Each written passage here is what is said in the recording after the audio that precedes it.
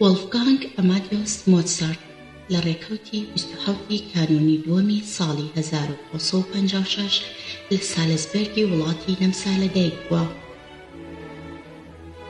لیۆپۆڵد مۆتسارتی باوکی یەکێک بوو لە ڤایۆلینژەن و موزیکدانەرە دیارەکانی سالزبێرگ.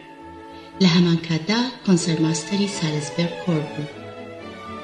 بە هۆکاری ئەوەی مۆتسارت لە خانەوادەیەکی موزیسیاندا لەدایک بوو، هەر بەزوویی ئاشنای موزیک بووە، بە تایبەت لەو کاتانەی کە ماریا ئانای خوشکی بە سەرپەرشتی باوکی ڕاهێنانی لەسەر ئامێری پیانۆ دەکرد.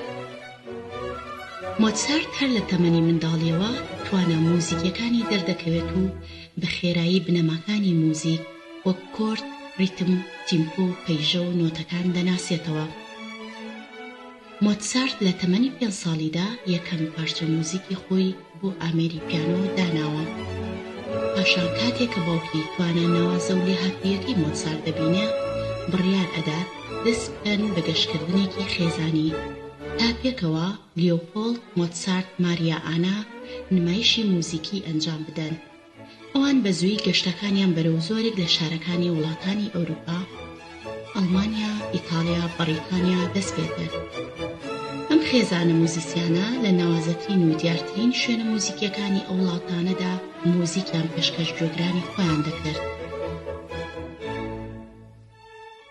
مۆتسارت لە تەمەنی 7 ساڵیدا لە بەردەمی لیوسی 15هەمدا بۆ یەکەم جار چەند پارچە موزیکێکی پێشکەش کرد. ئەم ڕووداوە مێژوویە زۆر کاریگەری لەسەر بەناوبانگتربوونی مۆتسارت هەبوو.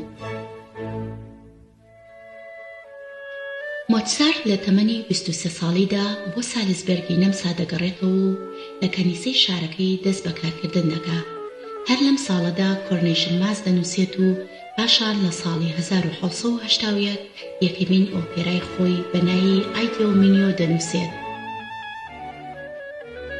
مۆتسارت جارێکی دی سالزبێرگ جێدەهێڵێت و ڕوو دەکاتە ڤێننا و هەر لەوێ لەگەڵ کۆنستانسێ هاوسەرگەیی دەکات. لە ماوەی تەمەنیدا خەوانی دەیان شاکاری موزیکی و لە فۆرمی سۆناتا، کۆنشێرتۆ، ئۆپێرا و لە نێویاندا 56 سیمفۆنی نووسیوە.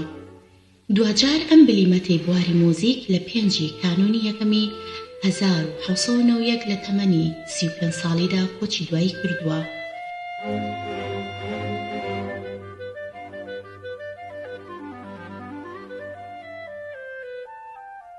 ئێستا مۆتسارت باشتر دەناسی، جۆ لە سیمفۆنی ژمارە 40 یا هەر شاکارێکی دیکەی بگرە.